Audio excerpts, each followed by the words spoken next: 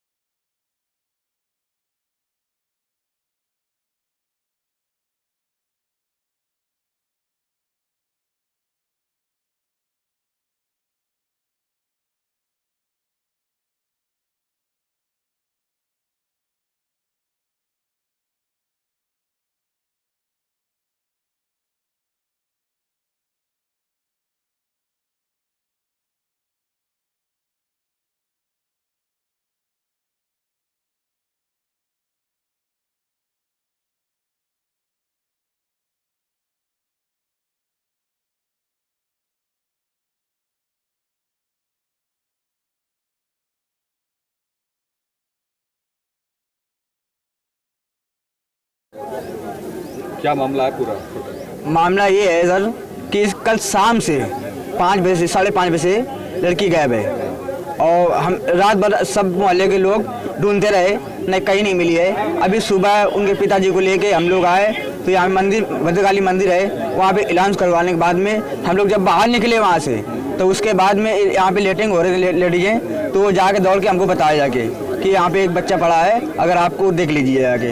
तो यहाँ पे आए हम लोग और यहाँ पे देखा तो वही बच्ची थी, और ये सब तंत्र मंत्र का मामला है।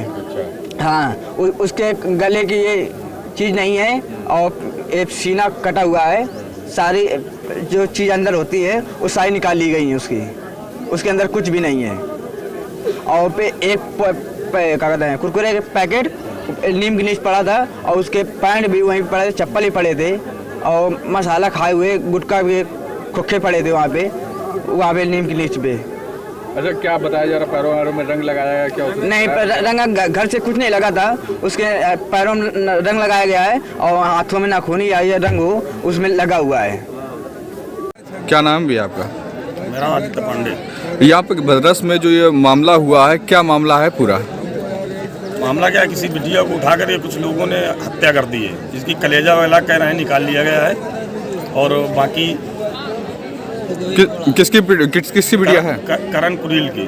अच्छा, क्या पहले कभी पहले गायब हुई थी क्या? पहले नहीं, कभी गायब नहीं हुई। कल शाम को बताते हैं इनके घर वालों ने 6 बजे से करीब बिटिया पटाखा लेने के इसी दुकान पे गई थी। हाँ। और इसके बाद वो लापता हो गई है। ये कहाँ पे? रात भर घर वालों ने खोजबीन की है, लेकिन जानकारी नहीं हो पाई। कहाँ पे घटना हुई है? ये घटना भद्रस की है। मौके पर स्थानीय पुलिस मौजूद है? हाँ, मौके पे स्थानीय पुलिस प्रेजेंट टाइम पे भी मौजूद है। थाना घाटमपुर के ग्राम भद्रस में कल सुबह एक 7 वर्षीय बच्ची का शव बरामद हुआ था। इस संबंध में थाना घाटमपुर पर 302-201 आईपीसी का अभियोग पंजीकृत किया गया।